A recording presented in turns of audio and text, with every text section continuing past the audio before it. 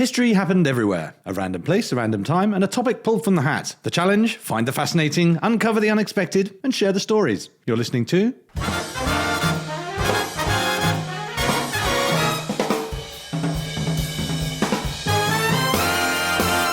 History happened everywhere.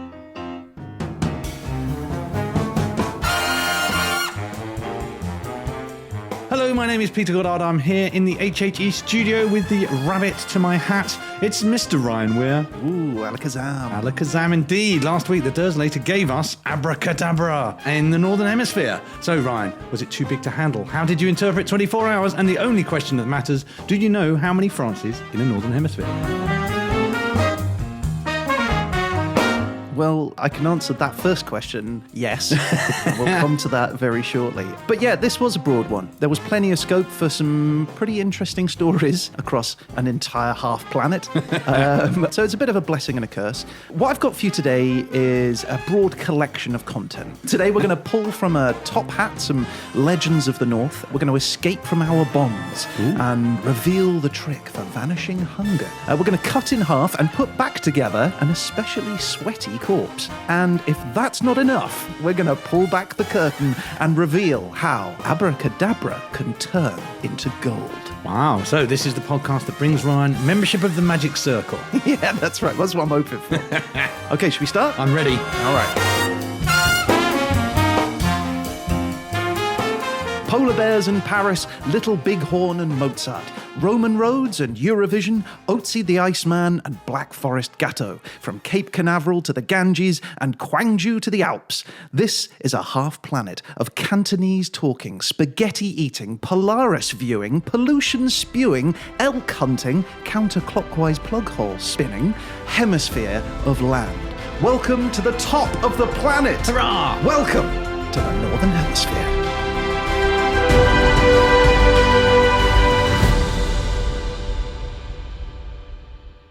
So where are we? The Northern Hemisphere. Contrary to the opinion of many a flat earther, planet Earth is in actuality a round object, like a ball, called a sphere. Geographers divide Earth's sphere along two imaginary lines around the middle of the planet, from top to bottom, which is known as the prime meridian, and east to west, which is known as the equator. Right, I was just checking you were paying attention. I was there, I was on it. I wouldn't have got the prime meridian. Yeah, I know, right? It's like something from Transformers. I need the prime meridian.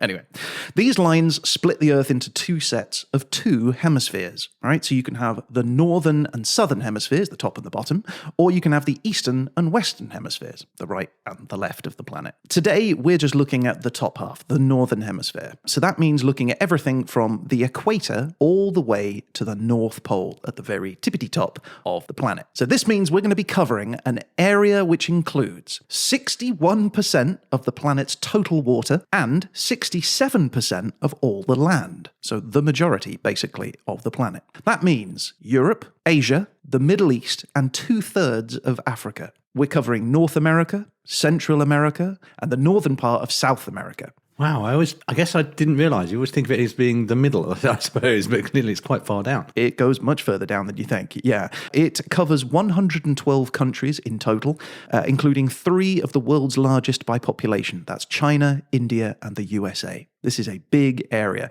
And just to sort of emphasize that, the Northern Hemisphere has 90% of the world's total human population. Wow. 90%. That's amazing. So that's approximately 6.4 billion people.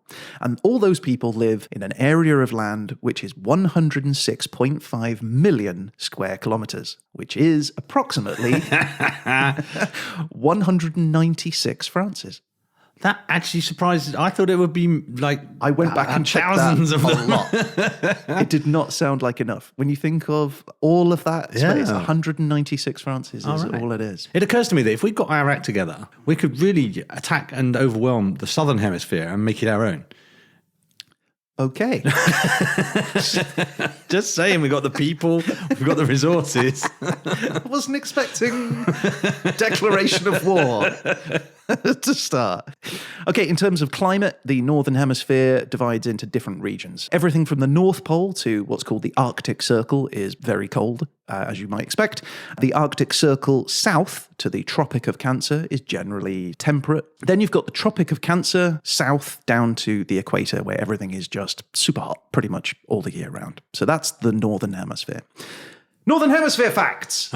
Okay, I'm curious to see what you've gone for here. It was tricky, but I dug some stuff out for you, Pete, because I love a fact.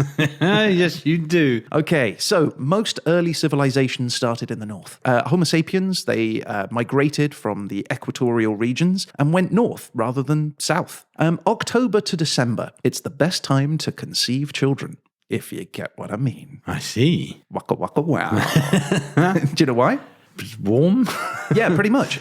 So historically, the Northern Hemisphere sees a peak in births of children during June or July, while the Southern Hemisphere sees births happening during October and November. The result is sort of because of what's called birth seasonality, where humans have evolved to reproduce at a time of the year where basically the local temperature and day length is such that births will be a success. So spring, summer means there's more plants, there's more food, there's more daylight, you're a better chance of survival if you're born then.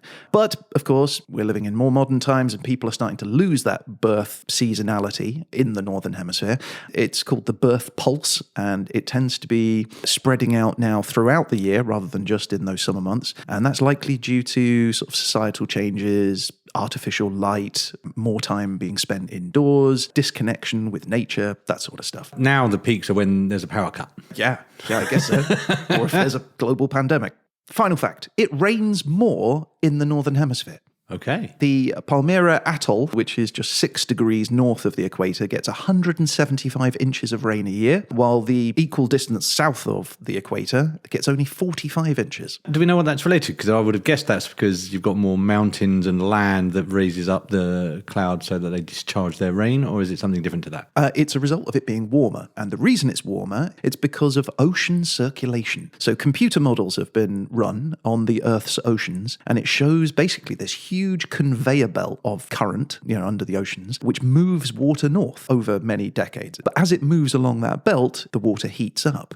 And eventually, by the time it gets to the equator, it's carrying 400 trillion watts of power across the equator. And that heated water then turns into rain, and hence why there's more rain in the north. However, if air pollution and global warming continues, as we expect it to, then the ocean circulation might shut down. That conveyor belt might stop, and the rains will shift down south. It's happened like that in the past. During the Industrial Revolution, it happened. But this is something that the United Nations is predicting will very likely happen by the year 2100. Oh, my Lord. So in the next 80 years, prepare for more rain down south and more sunny days in the north. Invest in umbrella shop in Australia. They said I was mad. Yeah, right. So there is no national anthem for the Northern Hemisphere, despite me eagerly putting into Google what is the national anthem. I figured, look, maybe there's been some sort of competition, right, where the North versus the South, and well, what did they play? And I thought maybe I'd find something. Nothing. Not a single thing. There is, however, talk of creating a rugby competition between the North and the Southern Hemispheres. And basically that's just to sort of find out who's the best half of the planet at rugby. Side note, there is one clue to that already, which is that teams from the North have won only once in the last 8 World Cups. Right, yeah. So if I was a betting hint. man, I know which hemisphere I'd be backing despite my war effort. Anyway, so I wondered, if that game went ahead, I thought, well, like, what anthem would they play at the beginning of the game, like as the teams are coming out? I couldn't find one. I went onto Reddit, I tried asking people, I went everywhere and thought, well, I was doing all sorts of searches, and I thought, well, there's only one option. And that is to create one. I was hoping you'd say that. Yeah. So I'm going to create one using each of the representative nations from the next World Cup in 2023, next Rugby World Cup. Okay, so that's France, Wales, England, Scotland, Ireland, Italy, Georgia, Spain, and Japan. And so, Peter, for the first time anywhere, please enjoy the unofficial sound of the national anthem of the Northern Hemisphere. I like it. It's snappy. It's a little overwhelming. This is going to be what you're playing as you march towards the Southern Hemisphere. I do feel like I'm having a breakdown of some kind listening to it. It gets better. It gets better. What I find interesting is that you're standing up with your hand on your chest. How does this fit in the 9 bands on the field that make it really tricky?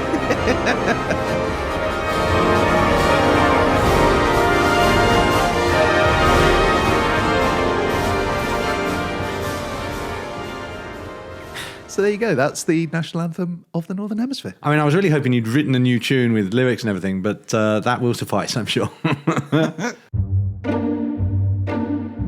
Hey, Ryan. Hey, Pete. What's with all the suitcases? Are you moving out or something? Yeah. All right, well, where are you going? I'm moving to the Southern Hemisphere. Oh, is that because you told me there's less people there and you want a bit more space? What? No, that's not it. No, I like people. Oh, well, do you want to be somewhere that's a bit dry? You know, you said there's less rainfall. No, I like the rain. Oh, well, where are you going then? Well, in my research, I discovered that because of something called the Coriolis effect, when water goes down the plug hole, it swirls in the opposite direction, counterclockwise. Wind, storms, current, everything.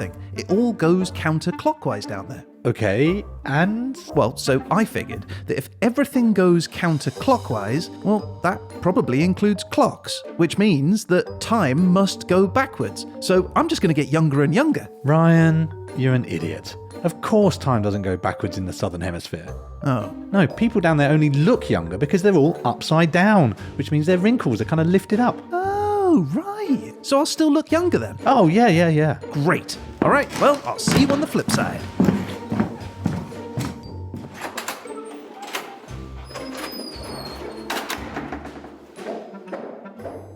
What an idiot. He could have just waited for the clocks to go back.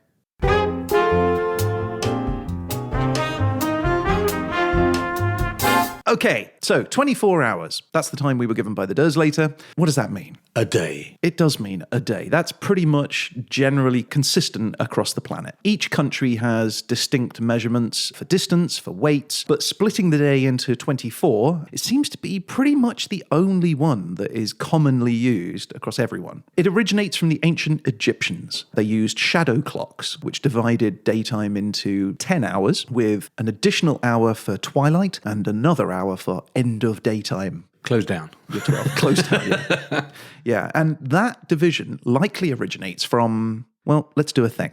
Pete, put your hand out in front of you. And listeners, put your hand out at home in front of you. Palm up, palm down? Palm up. Palm up in front of you. Now, using your thumb, I'd like you to count the number of finger joints on your hand. It's 1, 2, 3, 4, 5, 6, 7, 8, 9, 10, 11, 12. Right, that's where it originates from, being able to use your hand to count to 12. So that was the day. And nighttime was slightly different. It had to be based on the position of the stars because there was no sun to be able to get shadows on your shadow clock. You couldn't see your hand. And you can't see your hand in front of your face, indeed.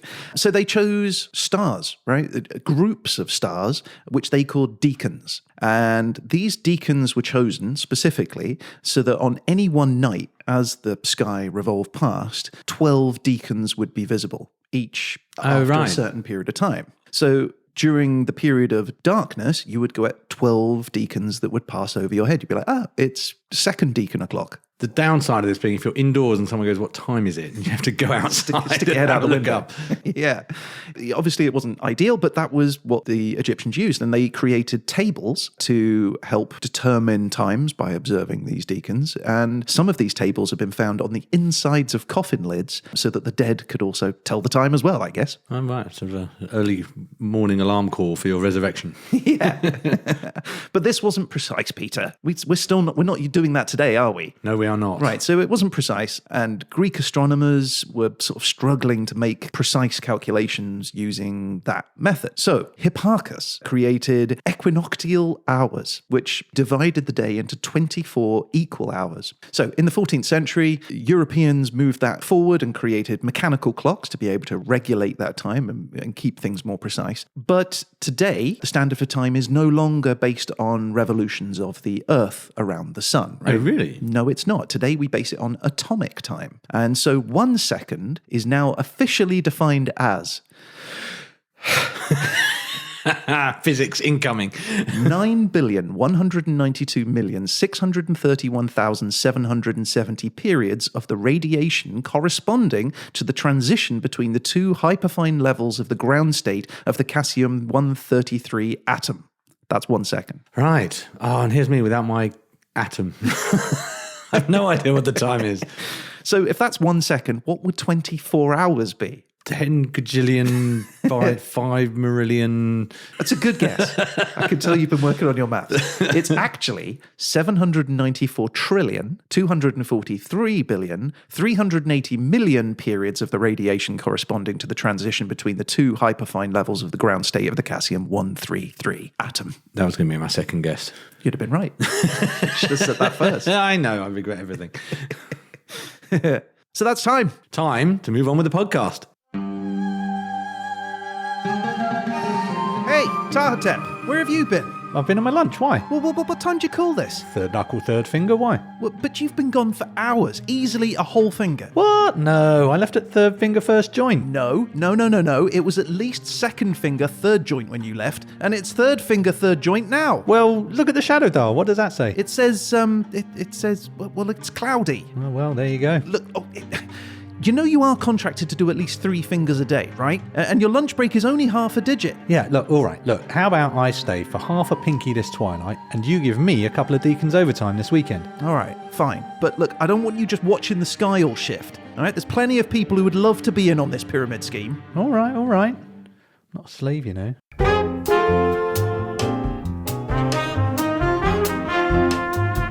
Abracadabra! Alakazam. Yes, but more abracadabra. Today, it's something a magician might say before pulling a rabbit out of a hat.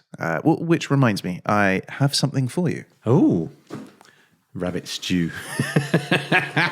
Right, He's Peter. put it out of a big box. Yeah, this box is for you. Oh, it's an exciting box. It looks like the box at the end of the movie Seven. Yes. That's your wife's head.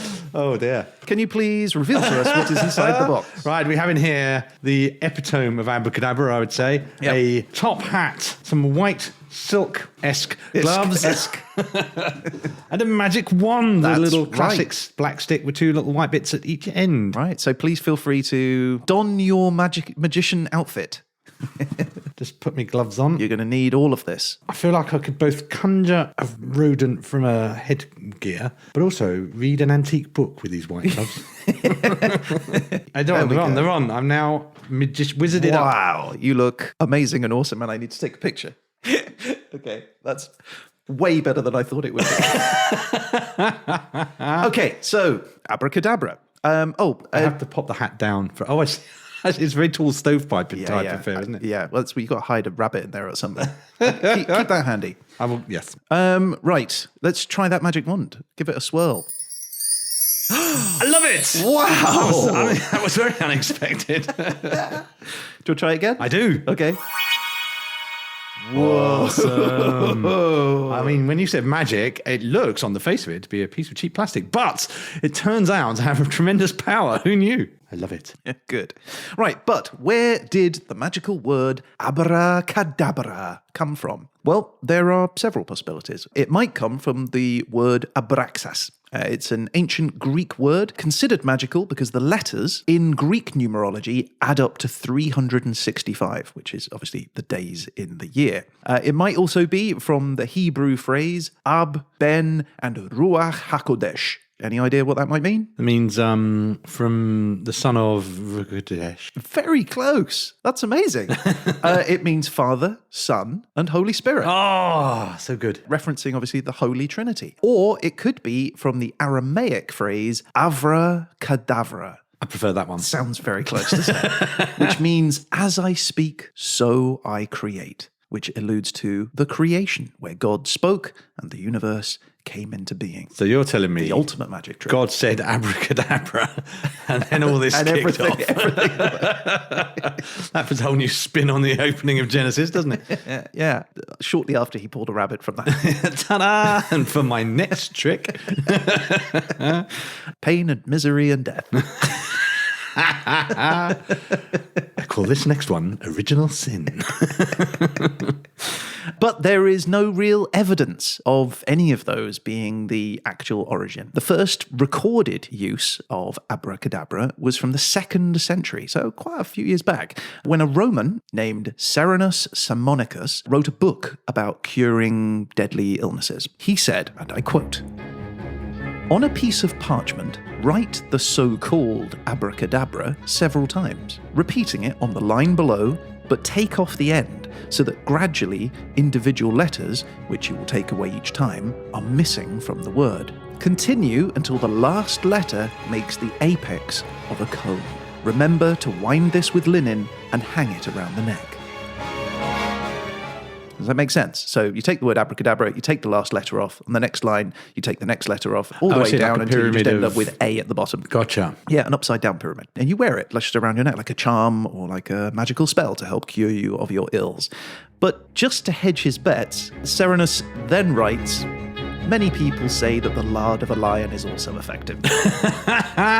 Oh, well, good job I got a big jar of lion lard back in the larder. Everyone had lion lard. Well, I have a theory. Okay. I have a theory that it was in the Regency period, and a scoundrel was seeing somebody's wife, and he had been caught almost in flagrante, but not quite, and he'd managed to hide the wife, and he'd found her undergarments and put them in his hat to conceal them, so that the angry husband, wouldn't find him out. And the angry husband comes in and he says, "You've been seeing my wife?" And he says, "No, I haven't. I'm absolutely innocent." But then he strikes the hat from his head and he pulls out the underwear and he says, "Abra, cad, abra."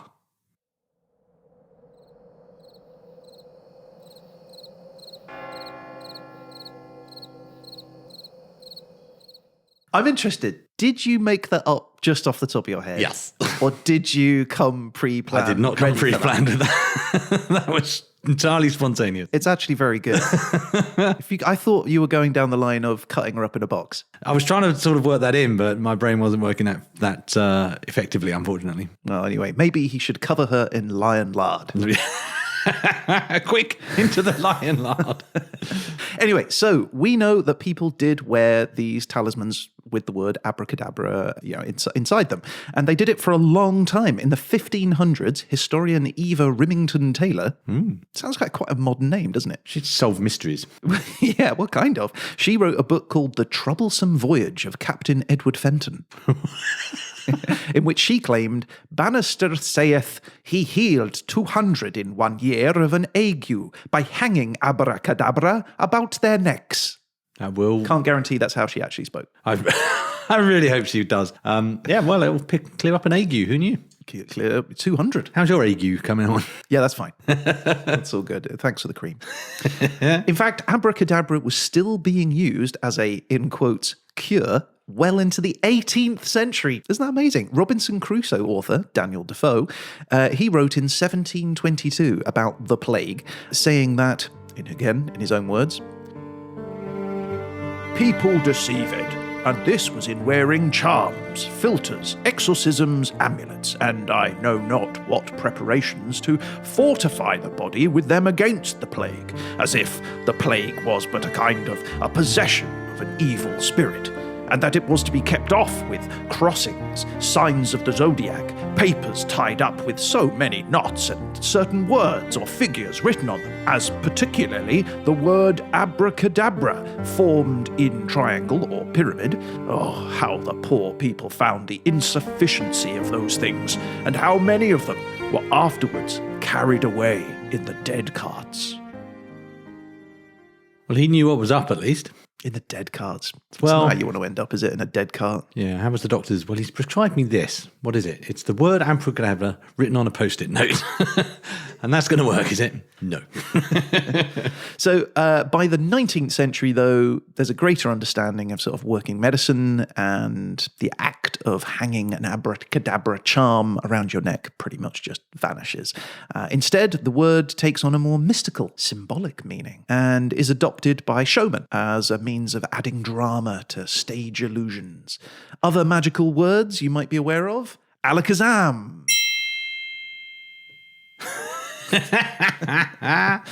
Hocus pocus. Oh, nice. Hey presto. Hey, presto. Shazam. Bibbidi bobbidi boo. That's another one. And my personal favourite, Traguna, Macoides, Tricorum Satisti. It's bedknobs and broomsticks. The jolly jaunt through Satanism. Good old Disney. Anyway, there you go.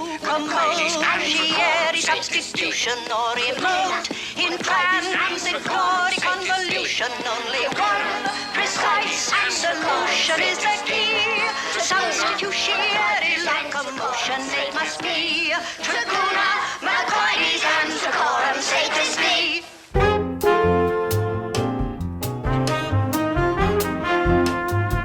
All right, let's go back in time. If you wouldn't mind, will you please twizzle your wand and say the magic word?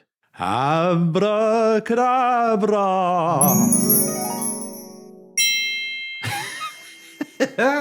Welcome, Pete, to the mid-14th century. Oh, one of my favourite mid-centuries. That's what I thought. So Europe is literally plagued by the plague.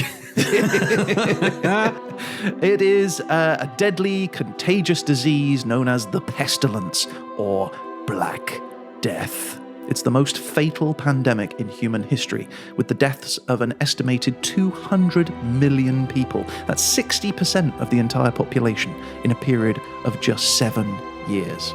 Time to be in the death cart business. Yeah, or you could be one of those guys saying, well, I don't believe in the plague. But there is also another epidemic which took many lives but kind of is a little bit less well known. So, beginning in 1485, the English sweating sickness, or the sweat, was a disease which became famous for victims dying of it within 24 hours.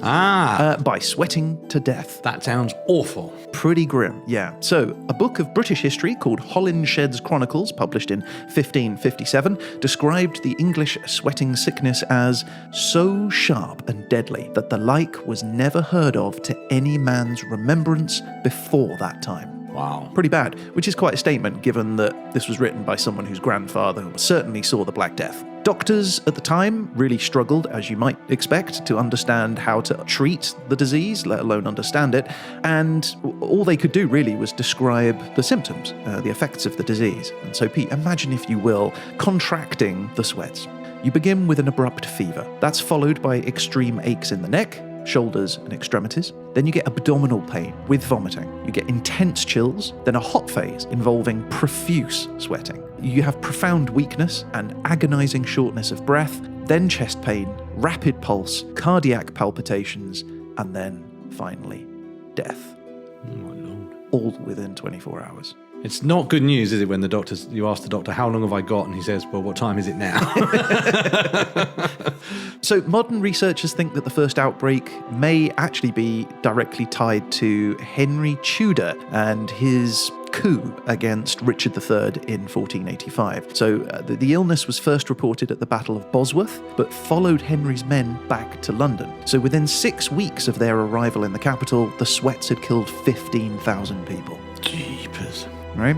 And it continued to claim victims, especially during the summer months. The epidemic was mostly contained in England until 1528, when the sweat then travelled via ship to Hamburg in Germany, where it killed over 1,000 people within a month. Then 3,000 people died in Danzig, then in Lübeck and other cities as it spread all the way along the Baltic coast into Denmark, Scandinavia, and finally into Russia.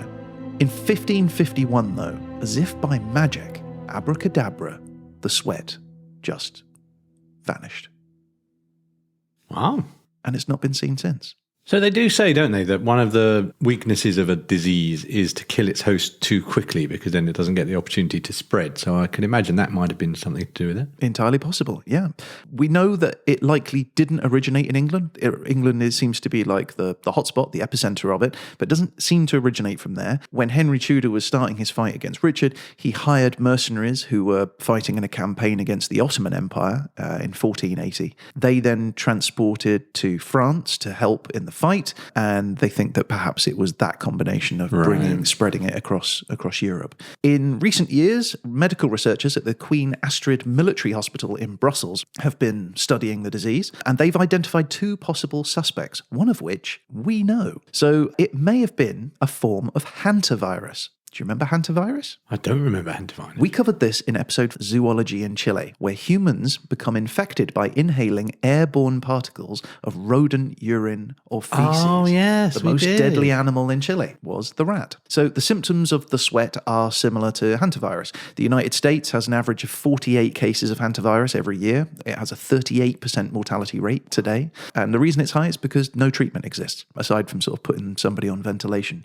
The problem with hantavirus, though, is that only the deadliest variety of hantavirus is from the Americas, not from Europe. And the first outbreak took place 7 years before the Americas were even discovered in 1492. Do we have another candidate? We do indeed. Anthrax. Could be that. Basically, it's caused by a bacterium, Bacillus anthracis. Symptoms of inhaling anthrax include copious sweating, exhaustion, and sudden onset and death. So it could well be anthrax. Even with treatment, mortality rate is 45%. It's common among animals. The bacterial spore needs to enter the body by inhalation, so breathing it in, or ingesting it by eating something with it on, or indeed getting it in open wounds. So as soldiers, it's entirely possible that was the case. Certainly soldiers that would be familiar with animals for cooking and for wool and all that sort of stuff. In fact, it's possible that anthrax spores might have been in wool that they slept on or they wore, although some argue that actually wool had been kind of industrialized by that point. So it was unlikely that it would have been that raw that you would have got anthrax spores on it by that point, the time that you were wearing it.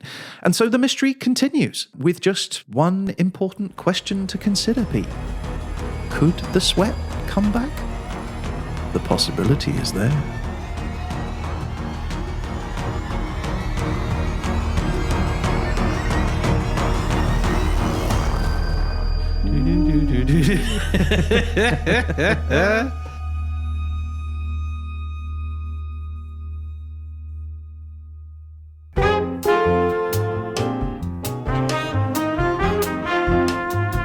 So, Pete, we talked about the planet Earth. We said it was a sphere which revolves around the sun. Do you remember that? I do remember that. Okay. Now, as it rotates, the Earth tilts at an angle. Because of that tilt, the side of the Earth which is pointed away from the sun, that receives less direct sunlight, and so therefore is less warm. We call this winter. The closer you get to the pole, the more extreme that angle is between you and the sun. And eventually, when you get very close to the poles, the angle is so extreme that some parts of the year, the sun never fully rises or sets. This means that during the winter, as if by magic, abracadabra, the sun disappears completely and plunges the Arctic Circle into complete darkness for 24 hours of every day.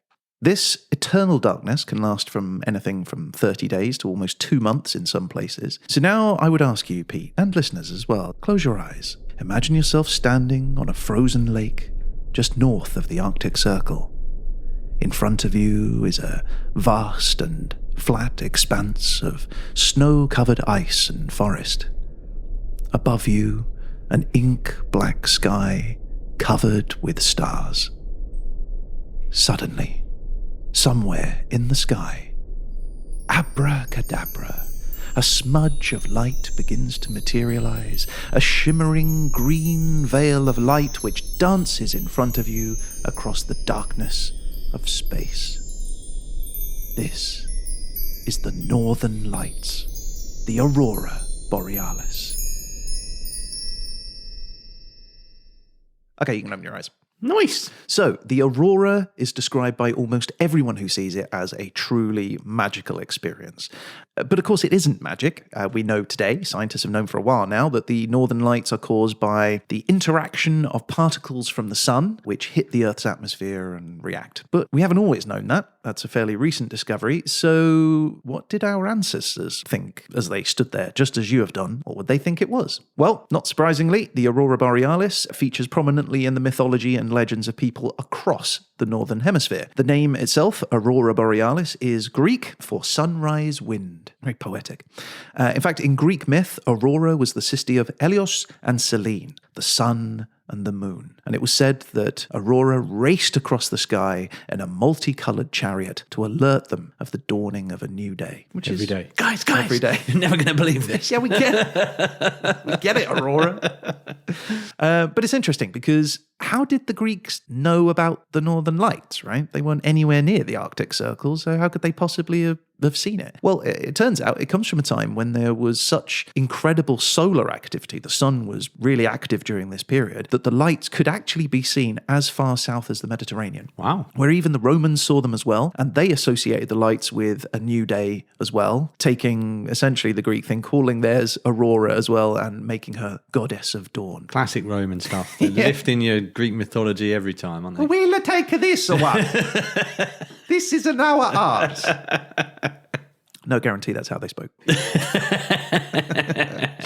Further north, however, people lived in areas which were much less concentrated than like Greece or Rome or the Mediterranean. So communities were smaller and more remote from each other. And so a number of different myths sprung up about the Northern Lights. So here's some of the legends. Some Inuit tribes considered the aurora to be the spirits of dead humans playing a ball game using a walrus skull as the ball. As one would. I don't quite know how that translates between green shimmering lights to dead humans playing a ball game using a walrus skull. Floodlights.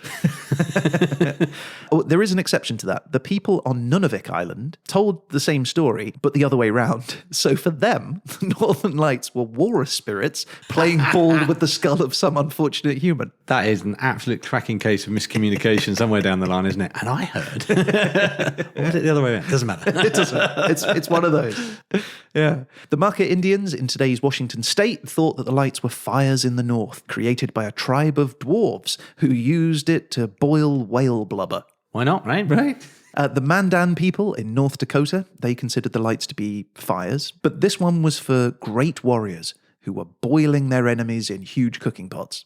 All these stories tend to go just a bit weird towards the end, don't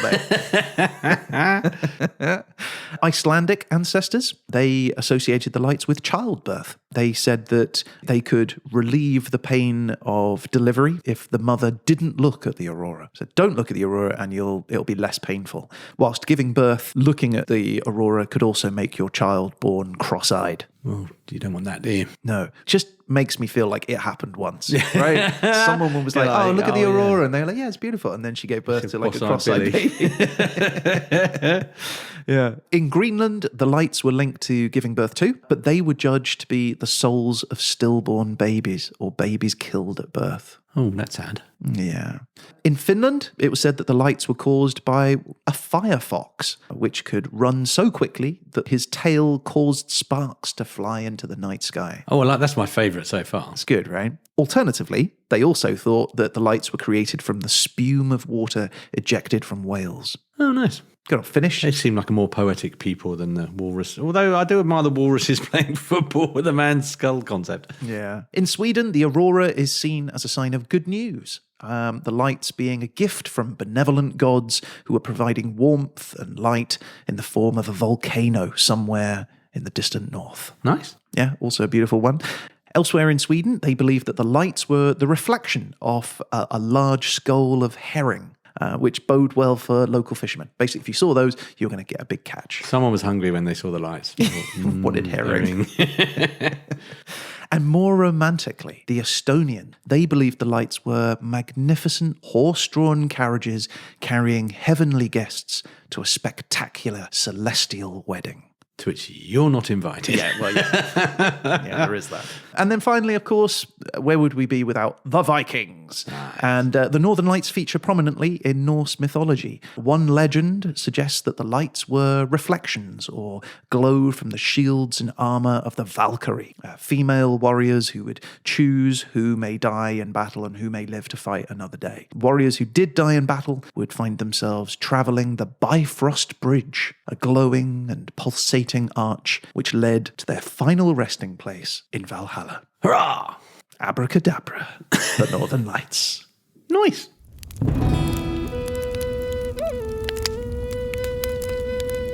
Oh, wise man, Yes, my child. there are green lights in the sky. The village is much afraid. Ah, be not scared. It is perfectly normal. It's part of nature. But what is it? Well, when charged particles from the sun strike atoms in the Earth's atmosphere, they cause electrons in the atoms to move to a higher energy state. When the electrons drop back to a lower energy state, they release a photon, which is light. The process creates the beautiful lights we see in the sky.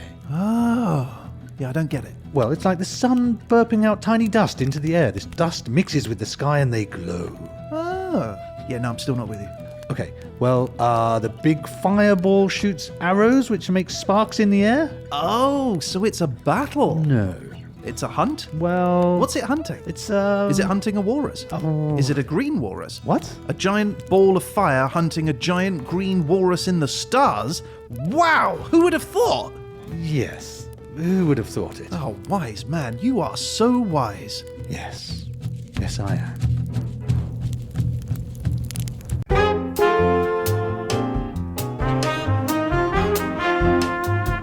Okay, so, Peter, I imagine you're a little hungry, right? You've been sitting here. Starving. I've been thinking of herring. It just tipped you over the edge, didn't it? Well, how about I conjure us up some food? In the next 24 hours? Does that sound good? Sounds excellent. Okay, so, Peter, I need you to shake that magic wand 3 times and say the magic word. Abracadabra. It's not working. Oh, it's What's going broken. on? Was it? Did it need recharge? All right, well, let's try it one more time. All right. You twirl it, and I'll say the magic word. Okay, you ready? Getting flashbacks. You ready? Yeah, I'm Okay. twirling. Abra-kebab-ra. Now that is the magic word.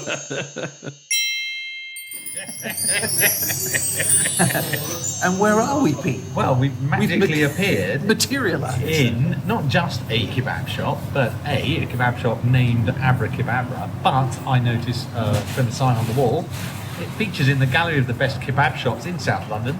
Just saying. That is only the best places. Only the best place. You've materialised us in top quality kebab land. Now that's magic. So, okay, so we've ordered some chicken sheesh kebabs, all right? So while we're waiting for our food to materialise in front of us as we sit here, I thought I'd tell you a little bit about kebabs.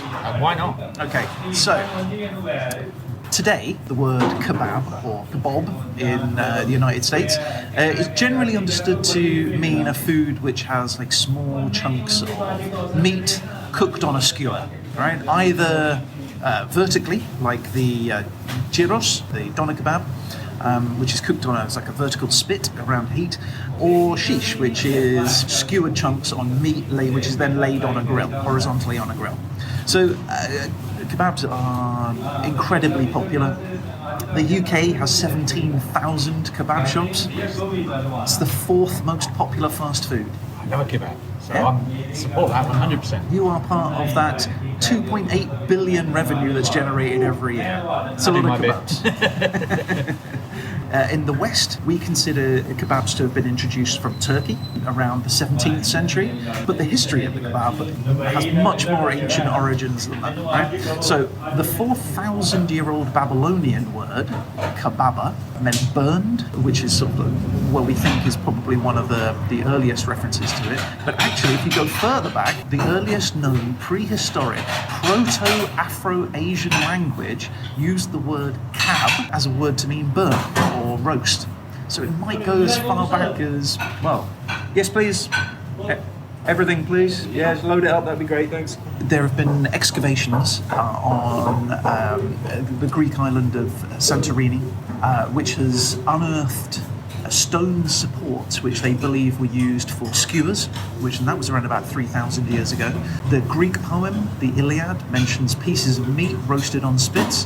The Mahabharata, an ancient Indian text, mentions large pieces of meat roasted on spits. And Ibn Battuta, Hey, we love him. your favourite, the Moroccan traveller. We've talked about him before in several episodes, and he described seeing kebab served in the royal houses in India in the 14th century. Long and proud tradition that I'm continuing to this day. You are indeed, yeah. It's thought that the method of cooking small chunks of meat on skewers originates from a more practical need. So it uses less food and it uses less fuel. You don't need as much. So like Europe, for example, is full of forests and full of animals that you could create large cuts of meat on big bonfires. And Yeah, so you normally think of like a whole pig on a thing going over a fire when you think medieval. That's exactly Europe. right. Yeah. And whereas you didn't have that luxury when you're in the middle of a desert somewhere, so you just create a small fire with small cuts of meat and cook it over that small space. But what we know is that the kebab has been adopted and integrated with sort of local cooking for millennia, right? Pretty much across the world, all the way to today, where we eat it just as a snack, really, as a sort of a fast food meal. Traditionally, the meat is most commonly mutton or lamb, but beef, goat, chicken, fish, sometimes pork, also used to create, a kebab. But chicken is the most common, and that's what we're going to be having in a second. It is the cheaper, and some would argue the more tastier. Love a chicken. Not below. I don't work back a chicken. Exactly. So one of the more important parts of making a kebab is marination. It creates flavour and it prevents the chicken from roasting too long, and it prevents it from becoming dry. So it's really important with a kebab that you marinate that chicken. So proper marination technique for you here, Pete. Don't use frozen chicken, ever. Okay? Even when it's defrosted, it may not be juicy. Make pieces which are large enough, about 4 to 5 centimeters each, but not huge. Otherwise, the chicken might not cook on the inside, right? Now, you're going to want to get a bowl that is ceramic or glass or enamel. Don't use wood, don't use aluminium. You create a mixture of lemon juice, olive oil, milk or yogurt, onion juice. Right, I've Yeah. juiced an onion before. Cinnamon, marjoram, tomato juice, and spices. You're making me hungry. Mate, my mouth is just sitting here watching our food being cooked is making me hungry. Yeah. You add salt, but don't put that in until half an hour before cooking the kebab. Yeah. Otherwise, it will pull the liquid from the chicken and make it more dry. So you add that pretty much as a last resort. Now, the meat is marinated, and the longer that it marinates, the better, the more juicier, tastier, and more fragrant the flavors are going to be, which is why the best duration for marination is 24 hours? 24 hours. Sprite and the Diet Coke, please. Thanks, man. Thank you. You're welcome. All right, so let's eat some shish kebab. Let's do it. Looking forward to this. Oh yeah, I really am. Oh, me too. I'm starving.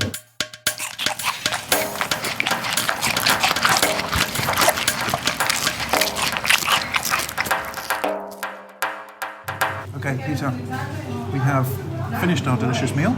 We have. What's your immediate thoughts? That was a delicious meal, well worth 24 hours of marination. All right, should we head back to the studio then? I think we ought to. Okay, do you want to tell your wand? Ah, yes.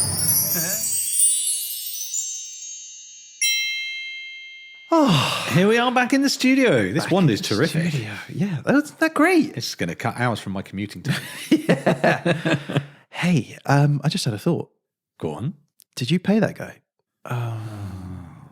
It'd be fine, wouldn't it? I figure I'll wave the wand and something will appear in his till.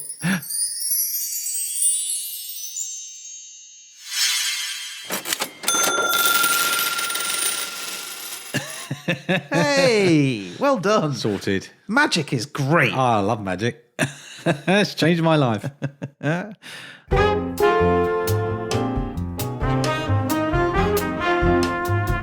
So, unless performing at child's party, modern illusionists don't tend to use magic words. That's true. Abracadabra is not in the professional lexicon. In fact, magic has changed a great deal in more recent years. There is a focus now on stunts and tricks. They sort of showcase escapology events, drawing huge crowds to come and see somebody do something slightly dangerous whilst chained up. You'll be thinking of David Blaine, I'm sure. I absolutely was thinking David of David Copperfield or one of those. Yeah, those are the illusionists that we sort of look at today, the Harry Houdinis of our age. So it's exactly those kind of illusions, seemingly impossible, dangerous situations that these guys like to be trapped inside and find their way out. We like to live vicariously through these people and witness the magic of somebody escaping a death-defying event, being buried alive or trapped in a tank of water, that sort of stuff. So here's 3 modern illusionists, stroke escapologists from the Northern Hemisphere. Okay. Let's start with Zdeněk Bradak. Not heard of him, I'm sure. No, sir. Born in Czechoslovakia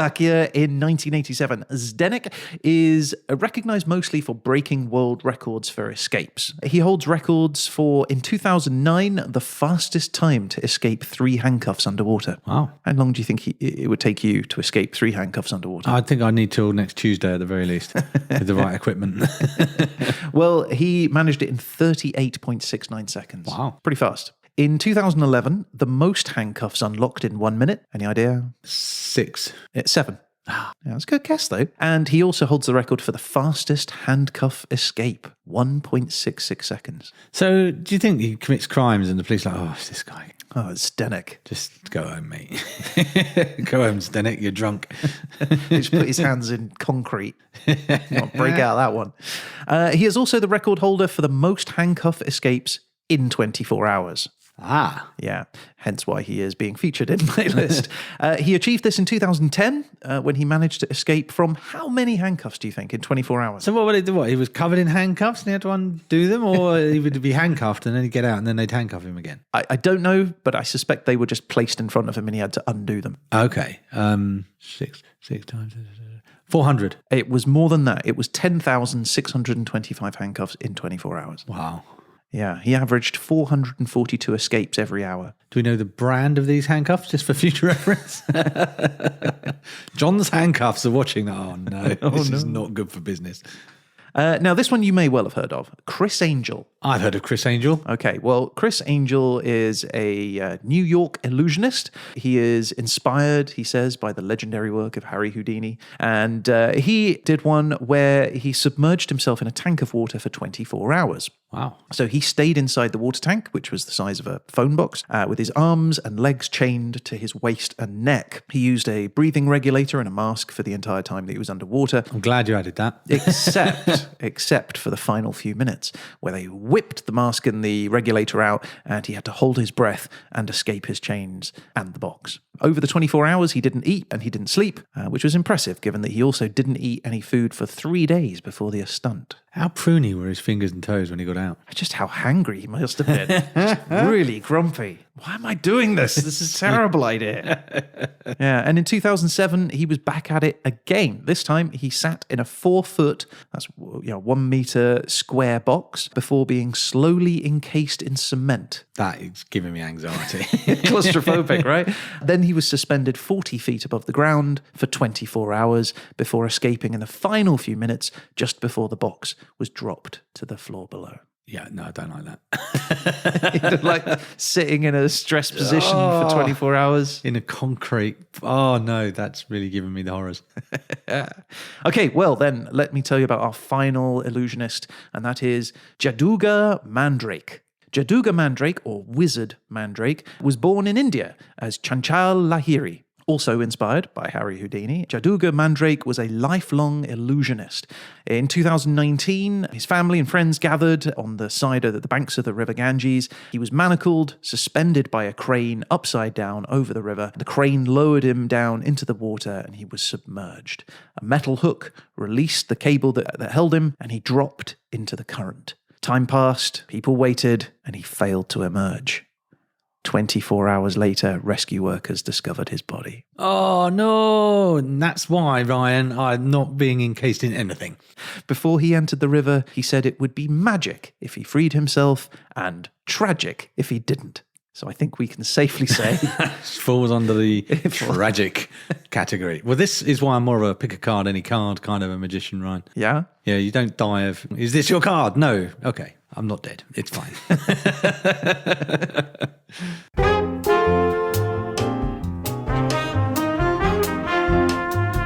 Okay, Peter, we're going to close out our 24-hour magical Northern Hemisphere adventure with a song. Nice. Right, it's 1966. We're in San Francisco, California. Oh, yeah. A band is created. They go on to have a string of hit singles throughout the mid to late 1970s. And in 1982, they release their 12th studio album. It goes platinum in the USA. It sells 1 million copies. The album releases 4 singles, Cool Magic, Keeps Me Wondering Why, Give It Up, and a song named after the title album, Abra-Kebab-ra.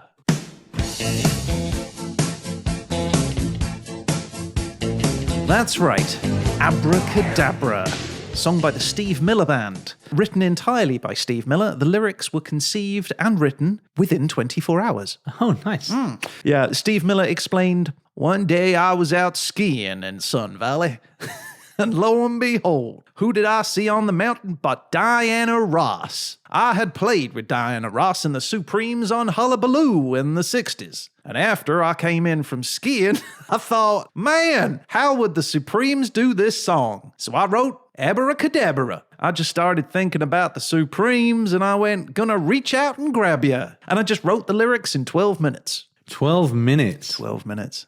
Abracadabra and Reach Out and Grab You, though, is pretty good. Anyway, the song went on to number 1 all over the world. It spent 14 weeks in the top 10 of the Hot 100 chart. The video that they made, it was created at a time where MTV was just starting, and it won MTV Award for Best Effects and nominated for Best Director. And it is currently listed at number 90 on Billboard's Greatest Songs of All Time.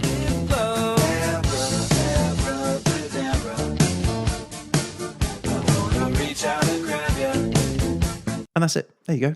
That was terrific. I think you've done rather well there. You brought everything had 24 hours. Everything had a magical abracadabric quality to it. You brought it home beautifully, I'd say. Abracadabra.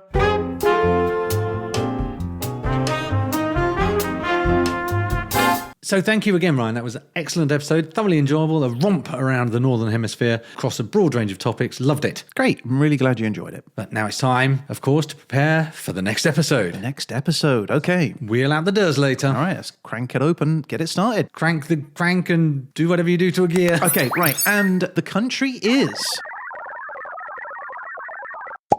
Okay, so this is an odd one. The country is the 50th country in Europe alphabetically. Okay. The United Kingdom. Okay, I guess, yeah, that's... Okay, should we do the time then? Do the time, Okay, go for it. and the time is... the 50s. The 50s? Yeah, the 50s, yeah. That's quite coincidental, so... Why is it coincidental? Well, we got 50s and 50s. Oh, what, 50th country? Yeah. Oh, yeah, that is strange, isn't it? Let's see what this last thing All right, is then. and the topic then. Your topic is... 50. Okay, Ryan, have you been fiddling with the Durslater? Yes.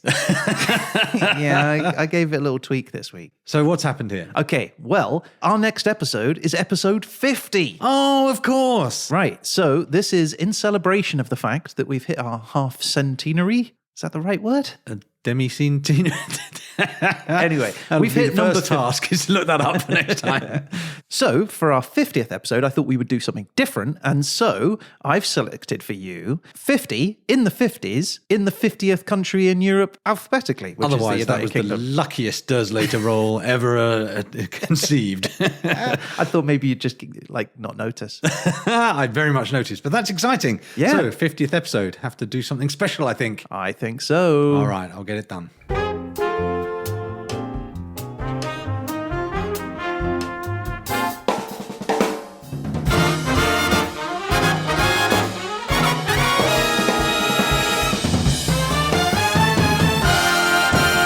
Okay, that's our show for this week. Thank you as ever for listening. And if you'd like to get in touch about any of the things we've talked about, many and varied as they were, or if you just want to say hello, you can reach out through the website, hhepodcast.com, or email Pete and Ryan at hhepodcast.com. We love hearing from you. And you never know, if you get in touch, you might end up featured on a future show. And if you're desperate for that, one way to definitely make it happen is rate and review the show on Apple Podcasts. The reason we ask you to do this is these recommendations help push us out to a wider audience, and we love to have more listeners on board. And if you are on TikTok, Instagram, Facebook, or Twitter, any of the social media, you can find us at HHE Podcast. And if you subscribe to those, you're going to get an alert every single time we post one of our little 1-minute animated bites. We will, of course, be back again soon with The verdict. But until then, a huge thank you to you, Ryan. And thank you to you, Peter. And that's it. I guess all that's left to say is... You've been listening to...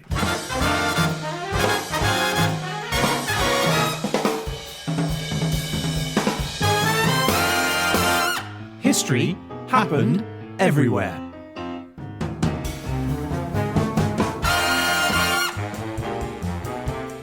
Hey, Pete, Hey, Ryan. can you put these handcuffs on? Yeah, sure. Are we doing a trick or something? Sure, sort of. Okay. Okay, can you step in this box? Yeah, no problem. And just lie down? Okay. All right, I'm just going to lower you into this hole. Okay, here we go. And now I'm going to cover you in soil. Oh, sounds good.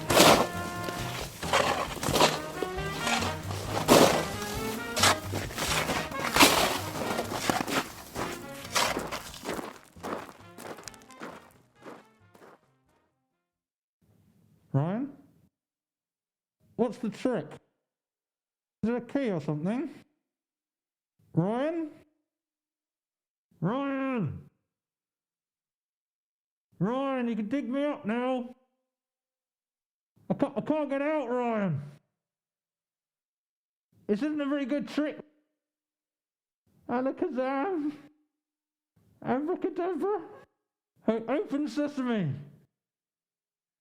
Ryan! Oh, I don't think he's coming. I hate you, Ryan. This is a terrible trick. You're gonna dig me up. Ryan! No one knows I'm here. It's really dark, Ryan. I'm so hungry. I've got research to do, Ryan. I'm scared.